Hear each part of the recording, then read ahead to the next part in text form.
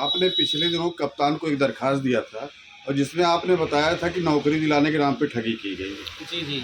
उसके उपरांत जो है सुनील पांडे नाम के व्यक्ति ने एक एप्लीकेशन दिया और आपके ऊपर पुनः आरोप लगाया कि आपने जो है उनकी ज़मीन का कोई जो है खरीद फरोख्त किया था या बकाया था, क्या मामला है? मामला यही है कि हमारे ऊपर वो गलत आरोप लगाए हैं कि हमने उनको ज़मीन देने के नाम पे पैसा लिया है। मैंने जब स्थानीय कप्तानगंज थानाध्यक्ष को दिया था अपना एप्लीकेशन, तो हमारे एप्लीकेशन पे सुनील पांडे जी को बुलवाए थे थाने पे, परसों की बात है। और उनसे जब मैंने इस बिंदु पे स्पष्टीकरण मांगा कि आपने हमको ज़मीन के नाम पे अगर पैसा दिया है तो ये गवर्नमेंट का बाइलाज है 2015 में, अगर किसी को भी आप जो है ज़मीन के नाम पे पैसा ले रहे हैं, दे रहे हैं, तो 19,999 रुपये से अधिक आप किसी को नहीं दे सकते हैं। श्रीमान जी, ये आप साबित कर दीजिए 15,80,001 रुपया वो किसके अकाउंट में दिए हैं, और अगर वो ज़मीन के नाम पे पैसा दिए हैं तो किसके अकाउंट में दिए हैं। उसके बाद एक खबर और जारी हुई कि आपने जो है फैजाबाद के किसी व्यापारी से 60 लाख रुपए जो है बकाया है। इसके बारे में आप क्या कहेंगे? ये आरोप हमारे ऊपर हमारी छवि को खराब करने का प्रयास किया गया है, हमारे प्रतिष्ठान को बदनाम करने का प्रयास किया गया है। इसके पीछे कौन लोग हैं? इसके पीछे जो है हम किसी का नाम नहीं लेना चाहते हैं। जो लोग हैं वो खुद कटघरे में आ जाएंगे ऑटोमेटिक। मैं बस्ती एसपी साहब और मुख्यमंत्री पोर्टल पे इस बिंदु पे शिकायत भी किया हूं कि इसकी न्यायिक मजिस्ट्रेट जांच करवाई जाए, और जो भी लोग हमारे ऊपर निराधार आरोप लगा रहे हैं, अगर उनका 60 लाख रुपया मेरे ऊपर निकल रहा है तो आके हिसाब करके अपना पैसा ले लें। और जिस व्यक्ति ने हमारे ऊपर आरोप लगाया है उस व्यक्ति से मेरा व्यापार 2015 में ही क्लोज हो गया है। वो व्यक्ति मेरा 5300 रुपया आज के डेट में खुद बाकी है, तभी से मैं ही उससे मांगने नहीं गया हूँ। ये आरोप हमारे ऊपर निराधार लगाया गया है, उससे कोई मतलब नहीं हो। मैं जो हमारी छवि को खराब करने का प्रयास कर रहे हैं, मैं उनके ऊपर 60 लाख रुपए का मानहानि हानि का मुकदमा खुद दायर कर दूंगा जो है। और इसकी न्यायिक मजिस्ट्रेट जांच होनी चाहिए कि कोई भी व्यक्ति किसी के ऊपर इस तरीके का गलत आरोप ना लगाए।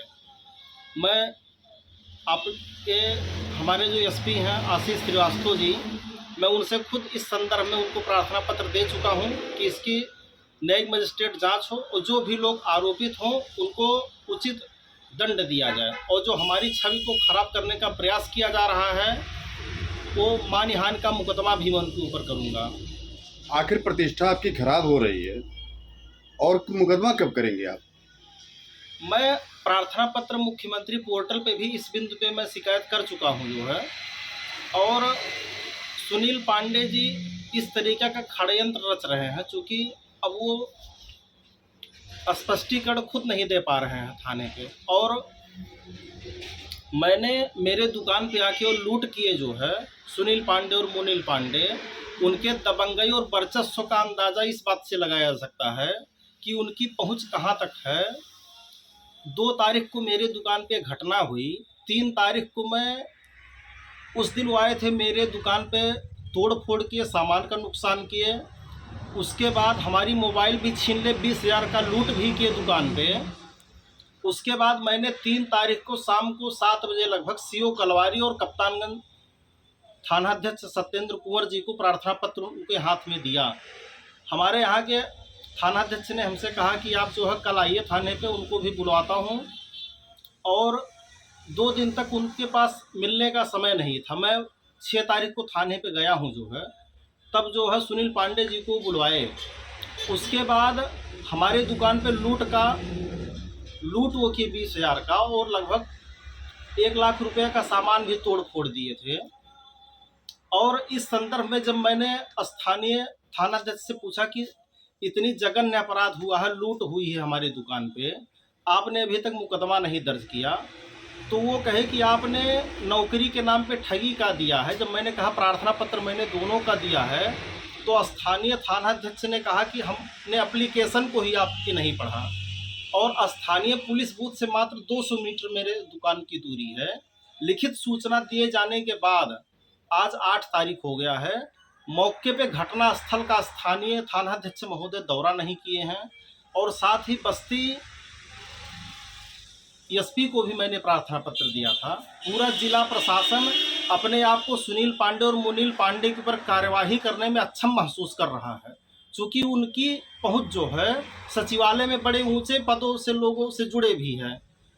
इस बात का अंदाज़ा बहुत आसानी से लगा सकता है कि इतना जघन्य अपराध होने के बाद पूरा बस्ती प्रशासन, और मैं ही अखिल भारतीय उद्योग व्यापार मंडल का अध्यक्ष भी हूँ कप्तानगंज बाजार का।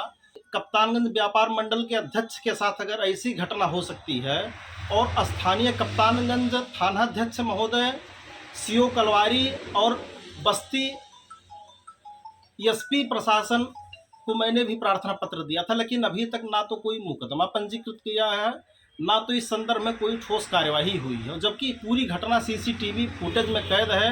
वो किस तरीके से अपने भाई मुनीर के साथ मेरे दुकान पे आके दबंगई का परिचय दिए, शटर डाउन कर दिए, 20,000 रुपया तोड़ कर लेकर चले गए और मेरे गले से वो पैसा निकाले। हर चीज़, पूरी घटना सीसीटीवी फुटेज में कैद है और पूरा बस्ती जिला का प्रशासन कार्यवाही करने में अपने आप को अक्षम महसूस कर रहा है। उनके वर्चस्व और पहुंच का अंदाज़ा इसी बात से लगाया जा सकता है कि उनकी पहुंच कहां तक है।